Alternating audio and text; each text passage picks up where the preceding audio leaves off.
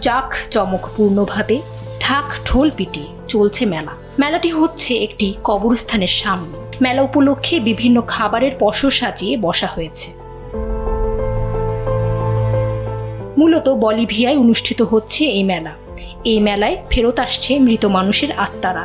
প্রিয় মানুষের ক্ষণিকেরই ফিরে আসা নিয়ে খুশিতে আত্মহারা স্বজনেরা। প্রতি বছরই একটি নির্দিষ্ট সময়ে ফিরে আসে এই আত্মাগুলো, এটাই তাদের অগাধ বিশ্বাস। ফিরে আসা আত্মাদের বরণ করে নিচ্ছে বলিভিয়রা, যা শোককে ছাপিয়ে আনন্দের উৎসবে পরিণত হয়েছে। প্রতিকৃতি, মোমবাতি এবং ঐতিহ্যবাহী খাবার টেবিলে সাজিয়ে বসে আছে তারা। তাদের গভীর বিশ্বাস তাদের মৃত আপনজনের আত্মা আজ ফিরে আসবে। তাদের স্বচক্ষে দেখতে না পারলেও মা, বাবা কিংবা হারিয়ে যাওয়া সেই ছোট্ট বোনটিকে মিশিয়ে নেবেন নিজের অনুভূতির সঙ্গে। অনুষ্ঠানটি খুব আবেগঘন হলেও বলিভিয়দের মুখে দেখা যায় সন্তুষ্টির হাসি। তারা হারানো স্বজনদের প্রিয় খাবার নিয়ে বসে থাকে। তাদের ধারণা, এমন সাজানো খাবার দেখলে মৃত আত্মারা খুশি হবে। অনুষ্ঠানে অংশগ্রহণকারী একজন বলেন, তারা মৃতদের বরণ করার প্রথা মেনে এটি স্মরণ করেন।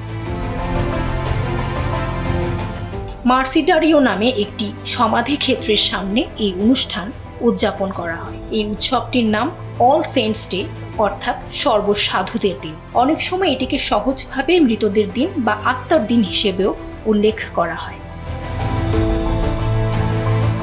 মেলায় দেখা যায় কিছু মানুষের প্রতিকৃতি বলিভিয়রা সাজিয়ে রেখেছে। এটি মূলত তান্তুয়াস নামের একটি বিশেষ ধরনের রুটি। এটিকে মানুষের প্রতিকৃতির মতো করে তৈরি ও সজ্জিত করা হয়। এই রুটিকে তাদের আত্মার প্রতীক হিসেবেও গণ্য করা হয়। পরিবারগুলো প্রার্থনা করে এবং ধর্মীয় সঙ্গীত গায়, যার ফলে সমাধি ক্ষেত্রগুলো স্মরণ ও উদযাপনের স্থানে রূপান্তরিত হয়।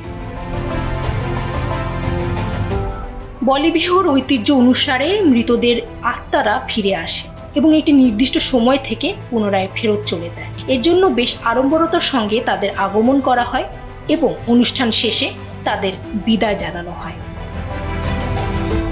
ফামিহা সুহরাওয়ার্দী, সময়ের আলো।